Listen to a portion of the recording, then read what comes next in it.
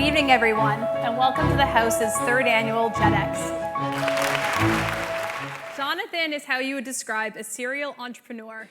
He is the founder and CEO of OurCrowd, the leading global equity crowdfunding platform for accredited investors and angels. According to the Washington Post, he was named one of Israel's leading high-tech venture capitalists. In addition to being named one of the top 10 most influential Americans who have impacted Israel, Jonathan has been a devoted supporter for the state of Israel in the face of the boycott, divestment, sanctions movement. Please join me now in welcoming to the stage Jonathan Medved.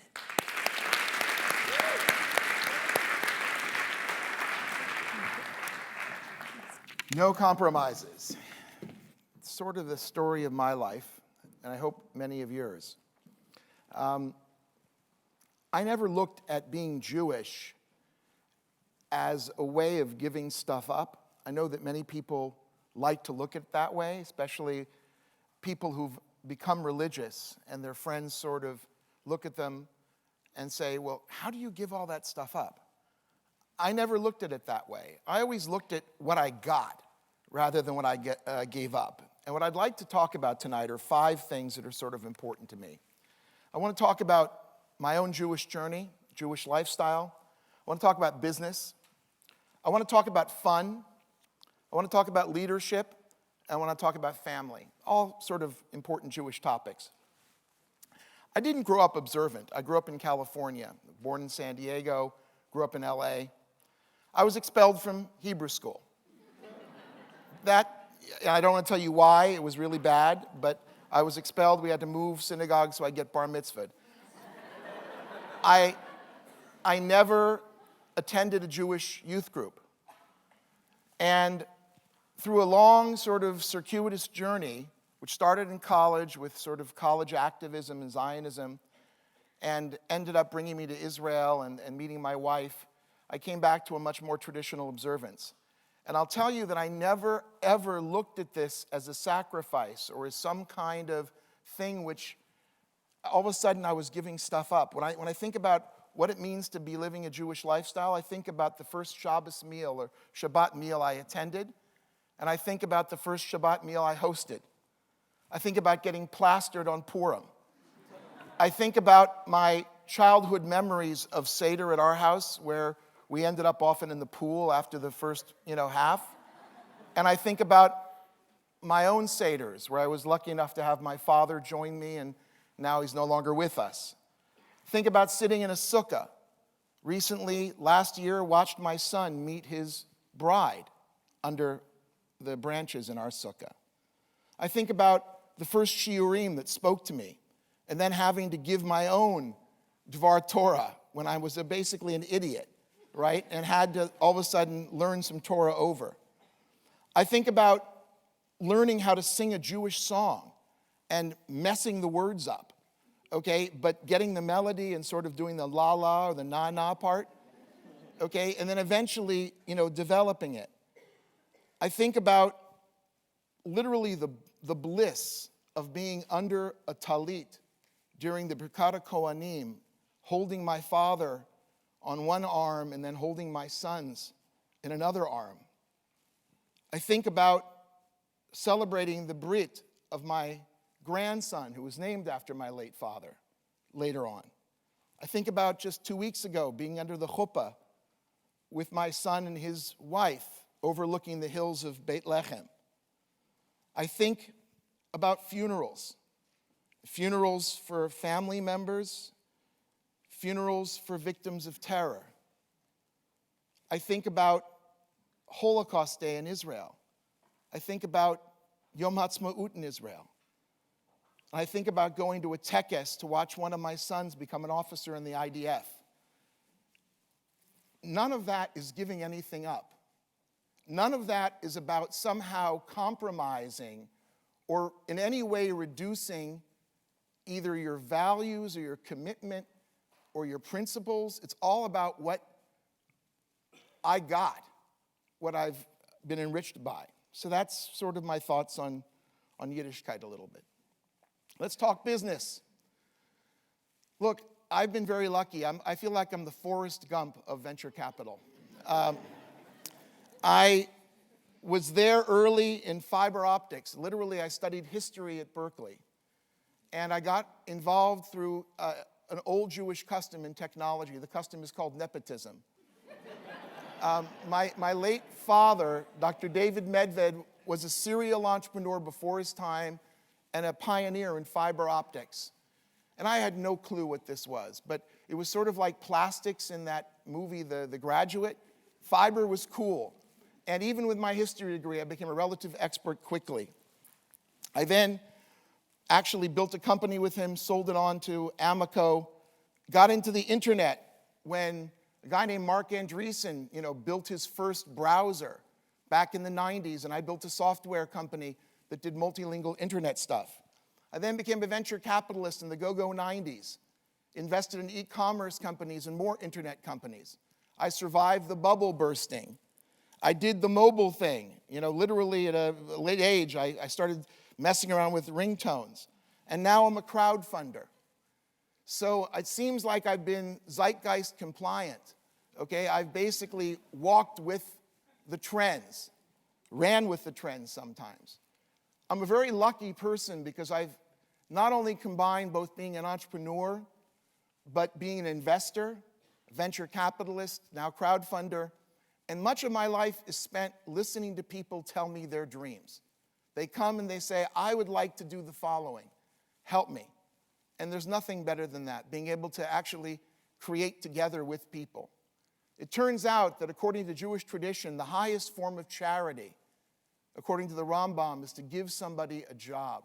It's great to give money to people directly, better to give them money anonymously. But the highest form of charity is to teach a fisherman how to fish. So this process of creating together is really important. And it's a totally Jewish process. If you don't understand how much we are partners with God in creation, that this has been the way of the Jews since Father Abraham. We have nothing holy about being poor in our tradition. Okay? Abraham was heavy. He was kaved, it says in the Tanakh. Okay? And if you look around, you don't have to look very far, whether it's the Forbes 400 or your Canadian 100 or the rich list in England, there's something special about Jews and money. And our enemies say it's some kind of a conspiracy. And I say it's in our tradition because we create and we build and we have values. And when we make money, we give it away. We give Meiser, we give 10%. People say often, why are you continuing to work? And I say, I've got so much more to give. It's not just about making it and putting it away, it's about what you're going to do with it. And when I think about my business experiences, I often remember in my company with my father, my first experience, we had a little library. It wasn't a very fancy place, but that library had Sfarim in it, because my father was also a Baal Tshuva at that point. And we had Shiurim in the shul, in that library. And every time, people would ask him, say, why are you messing up this high-tech company with these frummies coming, religious people, and you'd stop or kick people out, and there'd be a shiur. The guys would know at, 8 o'clock in the high-tech company you're working, it's time for a shiur. And my father sometimes joked and said, this is the best insurance policy this building ever had. But I also am proud of the fact that in my company, we take Chol HaMoed off. Everybody gets Chol HaMoed off. We keep a kosher factory. Okay, we don't force people to eat kosher food, but we want everybody to feel comfortable there, so that the actual kitchen is in that way. I'm also proud of the fact that for fun, as a company trip, we took everybody away for Shabbat. Secular, religious, less religious, and we experienced that together. And I'm most proud of the fact that Rafi's brother, a guy named Baruch Lipner, has a project in Israel, if you haven't heard about it, called Tmura, which is the venture philanthropy fund, which gets high-tech companies to give part of their equity away to the community as charity just at the beginning, the way they would give a stock option. And we become the first fund to make sure that every single company that we fund at OurCrowd has to make a commitment to Tmura and to give back to the community.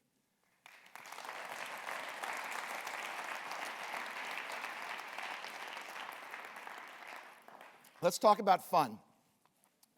I was often called Uncle Fun by my nieces and nephews because I like fun. And somehow, I just don't get it where people think that being Jewish is not fun, that being Jewish is not cool. I remember when I was actually a kid, the reason I didn't go to Jewish youth groups is I thought they were all nerdy. I thought they were the antithesis of fun. Except anybody who has been properly at a Jewish festival and, thank God, drinks a little bit, okay, hopefully good wine or good whiskey or whatever you like, who sings, okay, knows that that's just not true, that our tradition is fun. But it's not just that, our tradition is modern. There's no contradiction between science and technology and Torah. That is just a lie. Okay, that has nothing, it's not, we are not people who deny dinosaurs. That's not a Jewish thing. Okay, we believe that you can make both work together. We are engaged in community. There is no fun, in my opinion, without a strong community. And to be an observant Jew, you have to live near your friends so you can share Shabbat meals and share holidays, except the community extends all over the world. So when I go on business and I'm stuck, quote unquote, in Hong Kong, I've extended my community, or in Sydney, or in Joburg. And all of a sudden it's to be essentially transcending space, not just the time, and getting away from that 24/7 life. Somebody asked me just a little while ago, said, how do you do this work-life balance? And there's a simple answer. It's called Shabbat. It's called our tradition. Because no matter how fast I'm running, and I run fast. I just landed this morning from Singapore, and I'm off tomorrow to New York, and I'm in Chicago, and I'm back home on Monday in Israel. Okay, the bottom line is that the way you do this balance is by understanding our tradition, because when Friday afternoon comes, the day after tomorrow, I am going to be mellow. I'm going to be smelling the cooking. I'm going to be thinking of that first sip of single malt. I'm going to be holding my grandchildren. Okay, and that is the life-work balance at its best. And there's nothing about culture that somehow is not traditionally Jewish. My wife, we had Tom Cruise up here. She worked on risky business. Okay, my brothers are in the film business, Harry Medved and Michael Medved. Okay, there's no such thing as this opposition between science and Judaism or culture and Judaism. You can have it all. You can not make compromises. And let's talk a little bit about leadership. We need you. To be Jewish is to be a star. To be Jewish is not to sit in the audience. You have to be a player. We're all players. We're all stars. And in particular, we need you now in the fight for Israel's survival. If you think it's over, it's not. Okay, there are so many people out there who just deny our rights, who want us gone. There are so many Jews who are ignorant about what we're doing, who don't see in front of them the incredible beauty of the country. The fact that we are being, quote unquote, boycotted by these morons, the BS, dumbwits, okay, and stupid heads, this BDS movement. It's really unbelievable. Let's boycott Rewalk, okay, the company that's letting paraplegics walk again. Let's boycott Site Diagnostics, which is changing the way that the world tests for malaria. Let's boycott Mobileye, which is saving thousands of lives by cars. Let's go boycott OurCrowd, which is making the blind see. Israel is not just powering cell phones and computers and the internet and big data, but we're saving lives every day. And the fact that we haven't, even as a people, really rallied around Israel properly, that we're losing our young people, that young people on the campuses are feeling pressured and questioning and wondering. We need your leadership because you guys are here. And you've got to take this message, and we need you desperately, okay, in terms of getting this message out. We need you in terms of identity. We need you to somehow make it clear that it's not black and white, that you don't have to compromise, that it's not all or nothing, that you can embrace a return to Jewish values and tradition and learning in an incremental and beautiful way. And finally, I just want to end with a few words about family. Because in reality, the name of this organization is House. And you know in the Jewish tradition, Bayit is a reference to a wife. And this is directed to those single men in this audience. I think there are a few of you. Go get a wife!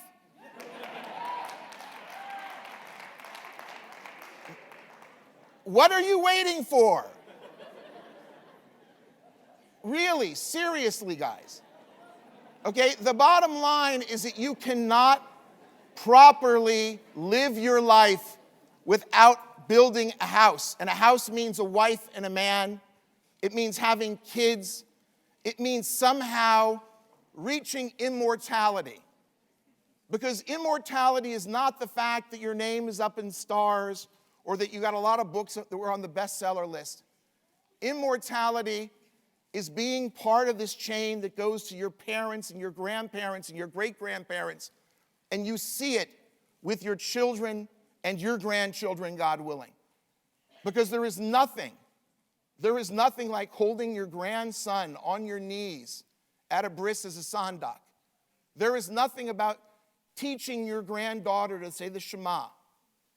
There is nothing about putting yourself in that chain and watching this transmission. And the scariest thing for me now, today in my life, is that I realize that I am now a Zaidi. My father's no longer with us, my mother neither. And my kids, for their connection to Sinai, for their connection to the Jewish past, they've got me.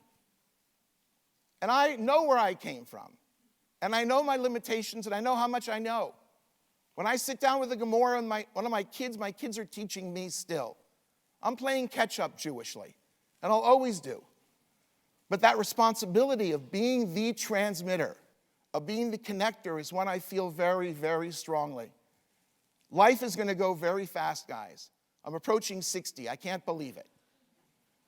It goes by like so fast. Make it count.